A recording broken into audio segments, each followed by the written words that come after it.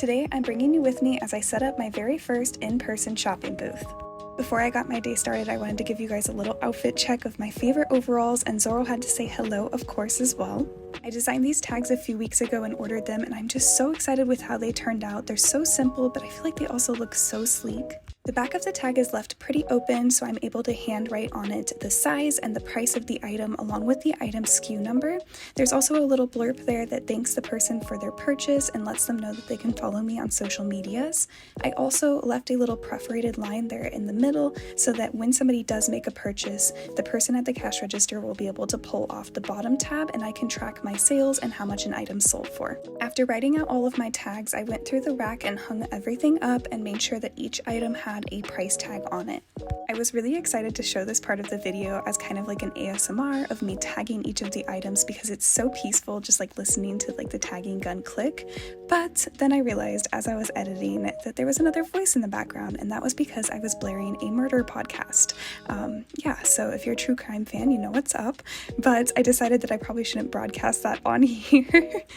It's just the easiest way for me to get work done. I like to have something playing in the background. I just didn't process the fact that if it was going to be ASMR, I probably should have had it silent. But anyways, after I was done tagging all of the items, I made sure that the rack was size organized and all nicely hung up. After doing all of that, I also wanted to grab a few videos of my favorite items to show you all, and this skirt was so hard not to keep. It was a little vintage pattern tiered skirt.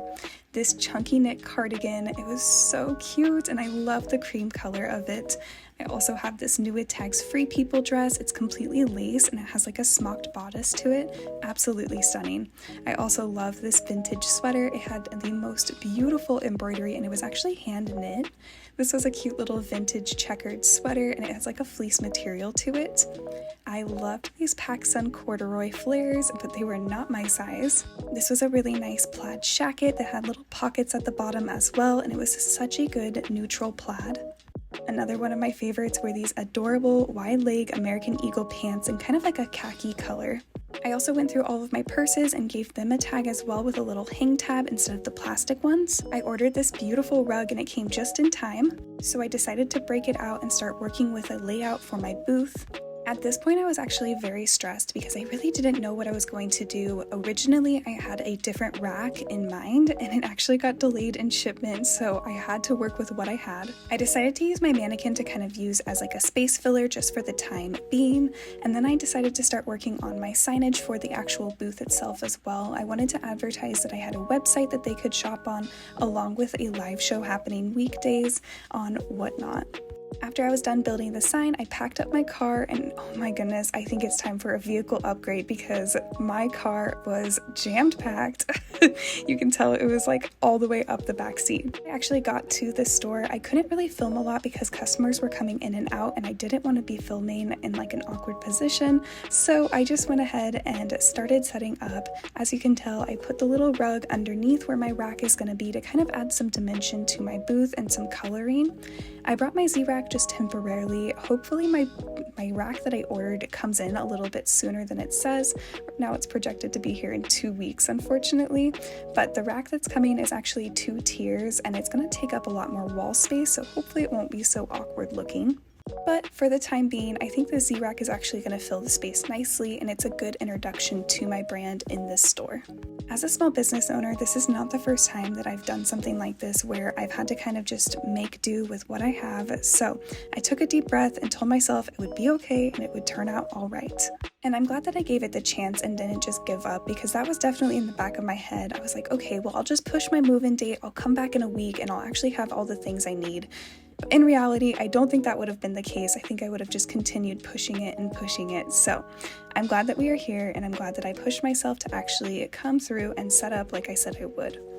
Okay, in this next moment, you guys might laugh at me, but one of my favorite things to use when hanging up items is actually tacks, and I just hung my business sign up with tacks temporarily, but I am hoping when the new rack comes, I'll be able to actually put the shelf, like the sign on the shelf with a stand, so it'll look a little bit more classy. But for the time being, I was like, I'm just gonna have to hang it up. I'm gonna have to do what I know best, which is a good old plastic tack.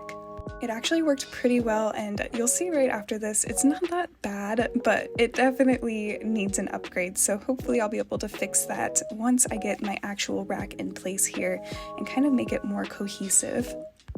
But as you can tell, the booth is slowly starting to come together. The mannequin was built. I put a little wicker tote underneath the Z-rack to kind of add some dimension and also maybe just fill that space so it doesn't look so void where my rack base is going to be.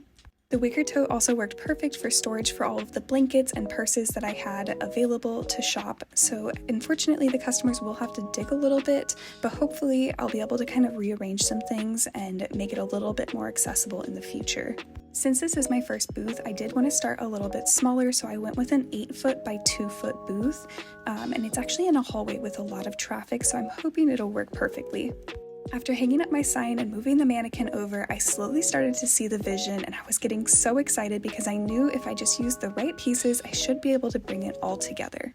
I added in some final touches, and this is what it was starting to look like. I just felt like it was missing one thing, and I wasn't sure right off the top of my head until I noticed it just looked crowded right here. So I actually took these little brass swans and moved them over so they're now above my Z-rack, and I think it really filled out the booth nicely. So without further ado, I present to you the official in-person Swansori Finds shopping booth. I am so excited for this next step in my business journey.